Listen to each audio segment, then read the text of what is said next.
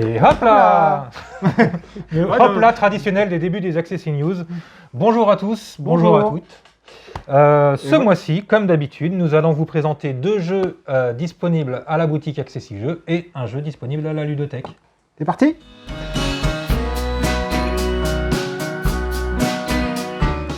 Et pour commencer, je vous présente Vélonimo, un jeu des éditions Stratosphère. Stratosphère, on va les citer, c'est leur premier jeu, donc petit coup de pouce à cette nouvelle maison d'édition, et un jeu d'un petit débutant, Monsieur Bruno Catala. Ouais, Voilà. C'est pas son premier jeu par contre. Alors le jeu s'appelle Vélonimo, pourquoi? Parce que si on ne voit pas les cartes, c'est quand même important de le savoir, on va jouer à une course de vélo jouée par des animaux. Vélonimo. Dans ce jeu, nous allons faire un petit tour de France. Le jeu va se passer en plusieurs étapes. À la fin de chaque étape, on va gagner une carte qui est l'équivalent du maillot jaune, mais là dans ce jeu-là, c'est le maillot petit pois carotte. Et on va essayer de gagner des points à la fin de chaque manche pour être à la fin de la partie celui qui aura le plus de points de victoire. Comment ça se passe maintenant de manière concrète? Bien entendu, il y a, comme dans tous les jeux Accessi Jeux, la règle du jeu qui vous sera fournie sur un QR code en fichier audio.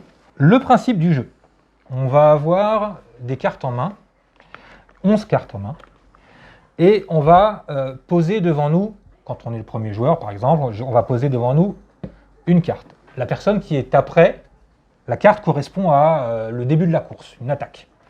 La personne qui est après dans le tour va pouvoir, n'est pas obligé, mais va pouvoir contre-attaquer.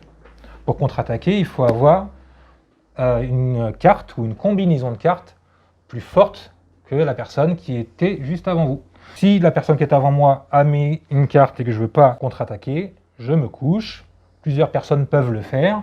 À tout moment dans le tour, je pourrais, quand ça sera de nouveau mon tour, si je veux à ce moment-là contre-attaquer, c'est pas parce que je me suis couché une fois que je ne pourrais pas contre-attaquer plus tard.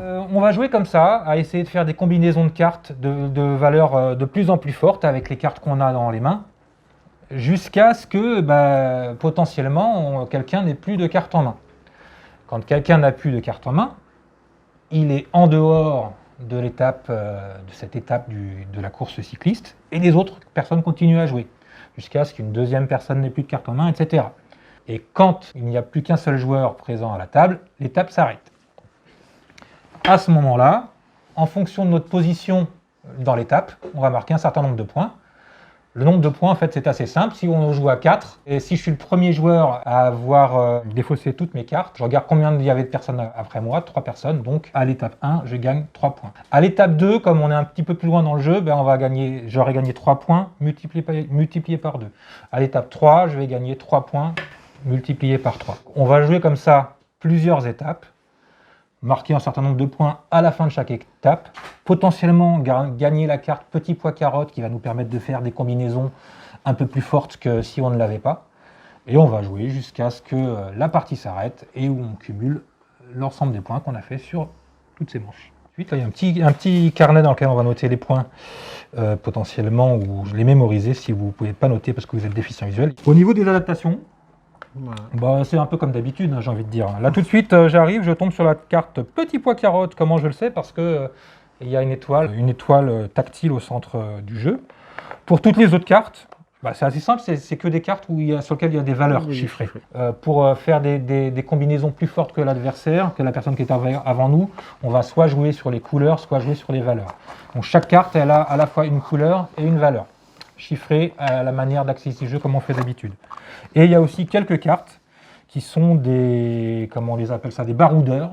Eux, ils n'ont pas de couleur, c'est juste des cartes uniques qu'on va jouer pour la valeur qu'elle a. C'est des cartes avec des chiffres assez élevés, 25, 30, 35, 40. Et dans ces cas-là, on ne joue pas des combinaisons de cartes, mais on joue uniquement ces cartes avec ces valeurs chiffrées. Avec des stickers en relief, façon Accessi Jeux, ce n'est pas du braille, c'est un code à la fois pour les couleurs et pour les chiffres qui permettent à n'importe quel déficient visuel de toucher le jeu et d'y jouer. Voilà pour Vélonimo, une petite course cycliste, ma foi, fort sympathique, avec des animaux. Petit jeu sympa à essayer, disponible à la boutique Accessi Jeux.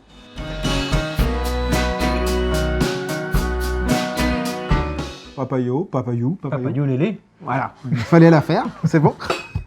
Donc Papayou, c'est un petit jeu de cartes assez simple. Si vous êtes habitué à tout ce qui est jeu de tarot, belote, jeu de pli, qu'on appelle, assez classique. Donc là où on va se distribuer des cartes, donc les cartes elles ont des valeurs et des couleurs, donc pique, cœur, carreau, trèfle. Et il y a aussi les cartes paillots, qui sont des valeurs, juste des valeurs, elles n'ont pas de couleur, elles ont juste une valeur. Donc on va distribuer ça à tous les joueurs, un certain nombre en fonction du nombre de joueurs dans la partie. On va défausser de quelques cartes à son voisin de gauche, donc on va donner 3 cartes, ça dépend, ou 2 cartes, ça dépend du nombre de joueurs. Et après on va désigner le papayo. Le papayo ça va être le 7 d'une couleur, donc on va désigner au hasard avec soit le dé, soit avec des petits jetons sur lesquels il y a les couleurs. On va désigner le 7 qui va être le papayo de cette partie, de cette manche, et on va commencer à jouer. Donc c'est un jeu de pli très classique, où quand un joueur joue une carte, une couleur, les autres joueurs doivent jouer de la carte de la même couleur, ou jouer les cartes paillots. Les cartes paillots, c'est les cartes de valeur négative. Le but du jeu, c'est de faire le moins de points possible. On s'arrête une fois que tous les plis ont été faits, et chaque carte a une valeur négative. Et le but du jeu, c'est de faire le moins de points possible. Essayez de prendre le moins de cartes possible, paillot. Et la carte papayo, qui est la 7 de la couleur qui est désignée. Le papa des paillots. Le papa des paillots. Le papa des paillots, il vaut 40 points. Donc on essaie de ne pas le prendre non plus. On s'arrête au bout du nombre de joueurs, du nombre de manches égal au nombre de joueurs.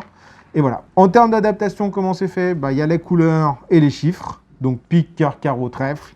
Et les chiffres qui sont en dessous, avec le codage Accessi Jeux, donc les ronds, les carrés pointés, et les petits points en dessous. Voilà. Et là, les formes, les stickers, c'est vraiment pique, cœur, carreau, trèfle. C'est les vraies formes des jeux de cartes. C'est ça, le jeu de cartes dessus c'est représenté pique, cœur, carreau, trèfle. Un petit jeu très rapide, très simple, qui renouvelle un petit peu le principe du jeu de pli. Pour l'été, là, pour l'apéro, ouais, c'est ça, petit soleil, jeu tranquille. Voilà. Papayo.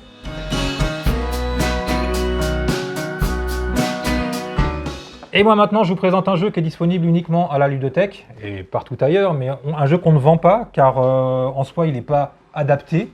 C'est juste qu'il est jouable par les déficients visuels et sur la boutique on vend que des jeux sur lesquels on est intervenu, pas des jeux jouables d'emblée, mais il est jouable avec des personnes à la table. Des non-voyants complets ne pourront pas jouer s'il n'y a pas quelqu'un à la table pour leur décrire le jeu. Donc en soi, c'est un jeu qui est jouable en audio description.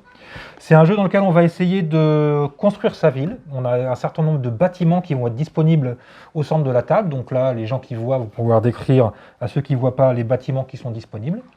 Et à votre tour de jeu, vous allez lancer le dé et gagner des pièces, perdre des pièces à chaque tour en fonction de vos lancers de dés, des lancers de dés des adversaires, des bâtiments que vous aurez achetés, si vous avez une boulangerie, si vous avez un stade de foot, etc.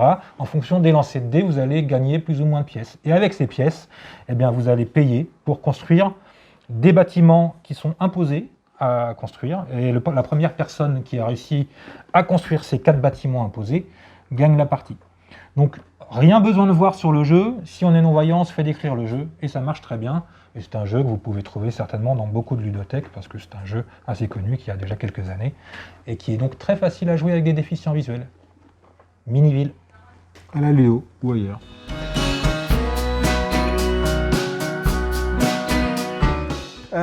Bon voilà, donc on vous a présenté 3 jeux pour le mois de mai, donc Miniville, Vélonimo et Papayo, et on vous dit au mois prochain pour présenter 3 autres jeux. Allez, au revoir. À bientôt.